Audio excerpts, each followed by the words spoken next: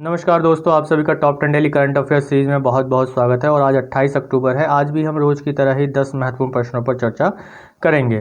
तो पहले प्रश्न की ओर चलने से पहले हम कल अंत में पूछे गए प्रश्न का उत्तर देख लेते हैं। तो कल जो प्रश्न पूछा गया था वह ये था कि काला पानी विवाद भारत और किस देश के मध्य है। काला पानी विवाद भारत और किस देश के मध्य स्थित है। ऑप्शन थे हमारे पास श्रीलंका, नेपाल, म्यांमार और पाकिस्तान। तो इसका आंसर होगा नेपाल। जिन लोगों ने नेपाल आंसर कमेंट बॉक्स में दिया है वो बिल्कुल सही है।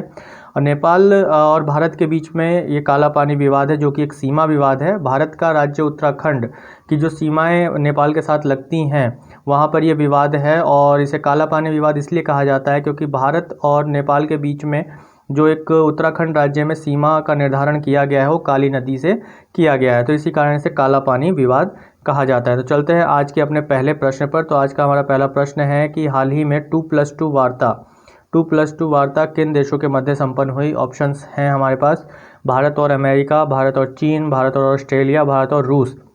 तो इसका आंसर होगा भारत और अमेरिका। रक्षा मंत्री राजनाथ सिंह और विदेश मंत्री एस जयशंकर अपने यूएसए के समकक्षों यानी कि मार्क एस्पायर जो कि अमेरिका के रक्षा मंत्री हैं, माइक पोम्पियो जो कि अमेरिका के विदेश मंत्री हैं, इनके बीच जो है 2+2 वार्ता हुई। और इस वार्ता के दौरान भारत और अमेरिका चौथे और अंतिम मूलभूत सैन्य समझौतों पर इन्होंने हस्ताक्षर किया, जिसमें basic exchange and corporation agreement है। इस एग्रीमेंट के द्वारा जो भी सैटेलाइट से रक्षा और सैन्य संबंधी तस्वीरें ली जाएंगी, डाटा लिया जाएगा, वो दोनों देशों के बीच में साझा किया जाएगा। और इसी तरीके का मॉडल के तहत यानी 2+2 मॉडल के तहत ही भारत और जापान और इसके साथ साथ भारत और ऑस्ट्रेलिया के बीच में ही वार्ता हो चुकी है। तो चलते हैं आज के अब अपने अगले प्रश्न पर। तो हमारा अगला प्रश्न है परमाणु हथियारों पर प्रतिबंध लगाने की संयुक्त राष्ट्र संधि कब तक लागू होगी। संयुक्त राष्ट्र संधि जो कि परमाणु हथियारों पर प्रतिबंध लगाती है वो कब तक लागू होगी। ऑप्शंस हैं 2021, 2022, 2023, 2024। तो इसका आंसर होगा 2021। ये जो संधि है इसको 20 सितंबर 2017 को संयुक्त राष्ट्र के मुख्यालय में हस्ताक्षर करने के लिए रखा गया था। और इस संधि में परमाणु हथियारों को रोकने के लिए सहमति बनाई गई थी कि सभी जो देश हैं वो परमाणु हथियारों पर रोक लगाएं, अपने यहाँ परमाणु हथियारों के उत्पादन पर रोक लगाएं और उसको बढ़ावा देना कम करें और निशस्त्रीकरण करें, परमाणु का निशस्त्रीकरण करें। परमाणु ऊर्जा का उपयोग केवल और केवल जो है अन्य रूप में किया जाए यानी ऊर्जा उत्पादन के लिए किया जाए। इसके साथ ही अगर हम देखें तो संयुक्त राष्ट्र की स्थापना 24 अक्टूबर 1945 को की गई थी और इसका मुख्यालय कहाँ है, न्यूयॉर्क में है। तो चलते हैं आज के अपने अगले प्रश्न पर। तो हमारा आज का अगला प्रश्न है किस संगठन ने वैकल्पिक संरेखण गंगटोक नाथुला रोड जो अभी हाल ही में समाचारों में देखा गया था बनाया है, ठीक है, उसका निर्माण किया है।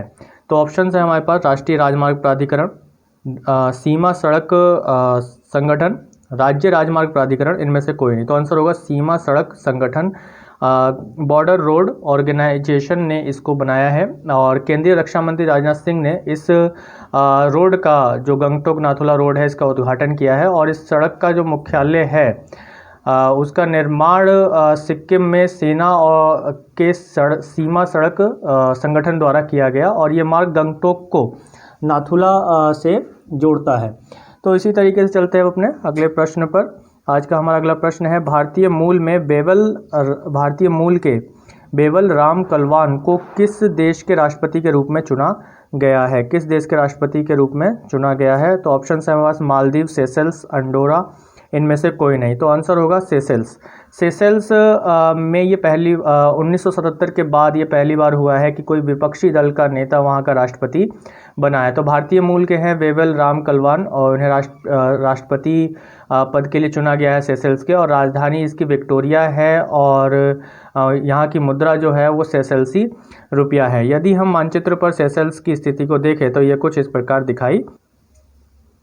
तो सेशेल्स की स्थिति हिंद महासागर में है, जैसा कि हम यहाँ पे ये लोकेट कर पा रहे हैं। ये हिंद महासागर है, इंडियन ओशन है।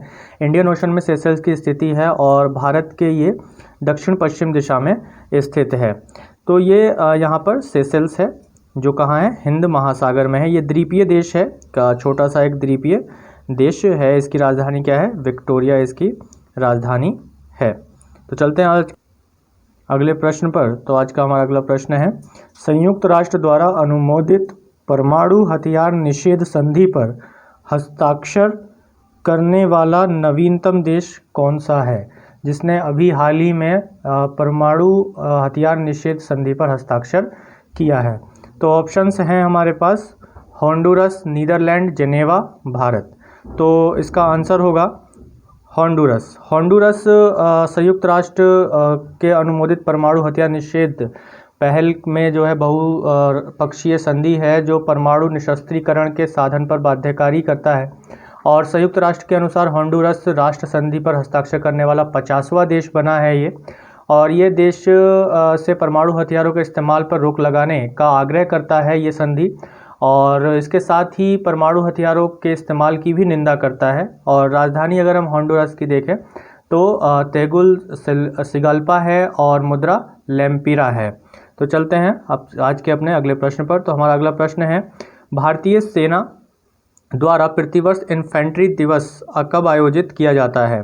तो भारतीय सेना द्वारा प्रतिवर्ष इन्फेंट्री दिवस कब आयोजित किया जाता है? ऑप्शन है हमारे पास 27 अक्टूबर, 28 अक्टूबर, 29 अक्टूबर और 30 अक्टूबर। तो आंसर क्या होगा इसका? आंसर होगा 27 अक्टूबर। 27 अक्टूबर को भारतीय सेना द्वारा प्रतिवर्ष इन्फेंट्री दिवस मनाया जाता है, और यह दिवस 1947 में जम्मू और कश्मीर के पाकिस्तान के खिलाफ भारतीय पैदल सेना के सर्वोच्च बलिदान की स्मृति में आयोजित किया जाता है। तो चलते हैं आज के अपने अगले प्रश्न पर। तो अगला प्रश्न है, भारत के किस राज्य में भारत म्यांमार सीमा पर जल जीवन मिशन के तहत जल आपूर्ति योजनाओं की शुरुआत की गई है? जल आपूर्ति योजनाओं की शुरुआत की गई है। ऑप्शन है हमारे पास बिहार, पश्चिम बंगाल, मणिपुर, मध्य प्रदेश। तो इसका आंसर होगा मणिपुर।